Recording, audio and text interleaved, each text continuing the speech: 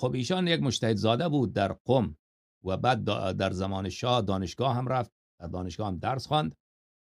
و بعد ایشان در لبنان رفت و جوان بود. ایشان در لبنان رفت و اونجا رهبر شیعیان لبنان شد و یک حزبی درست کرد به نام حزب عمل و این در زمان شاه بود و ایشان روابطش با شاه خوب بود، با فلسطینی هم خوب بود، با اسرائیل یک کمی روابطش بد بود و میخواست مثلا برای شیعیان لبنان کار بکنه که اینا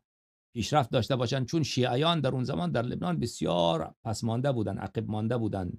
بیمارستان نداشتن، دانشگاه نداشتن، مدارس در منطقه اونا نبود، بسیار همشون بی سواد بودن. این برای اینا کار میکرد و بسیار یک آدم قد بلند، بسیار سخنور، بسیار آدم خوشگل بود و لذا و آدم سیاسی هم بود.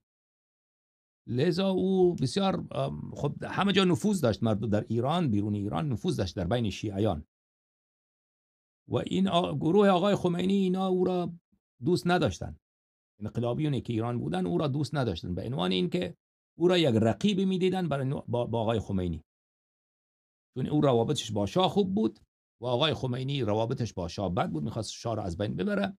لذا این انقلابی های ایران او را دوست نداشتند و انقلاب ایران که پیروز شد در اوایل انقلاب، بله، این آقای خمینی و پسرش سید احمد خمینی با او بد بودن، با یعنی در ایران او به حد محبوبیت داشت که در تظاهرات مردم عکسای او را بلند می‌کردن، عکس آقای موسی صدر را. و بعد اینا او را دوست نداشتن، میگفتن عکسای او نباید بلند باشه، نباید مطرح بشود، حسادت داشتن با او. بعد ایشان یک سفری داشت در لبنان، از لبنان به لیبی، در اونجا ایشان ناپدید شد، در لیبی گم شد دیگر، اصلا مرده و زندهش گم شد که سالهای سال ایشان ناپدید بود و خود خانواده آقای صدر میگفتن که خود آقای خمینی و طرفدار آقای خمینی، چون روابط اینا بسیار خوب بود اون زمان با قذافی، ایران به عنوان یک دولت انقلابی و لیبی هم به عنوان یک دولت انقلابی و چپی، اینها با هم روابط بسیار قریبی داشتن و حرف و حدیث خانوادهش همین بود اون زمانا که برادر بزرگش یکی بسیار عالم بزرگ بود به نام آقا رضا صدر، اونا حرفشون همین بود که خود آقای خمینی و این گروه جمهوری اسلامی او را ناپدید کرده. خلاصه این معما حل نشد که او را از حقیقتا چی کسی از بین برده. خلاصه این آقای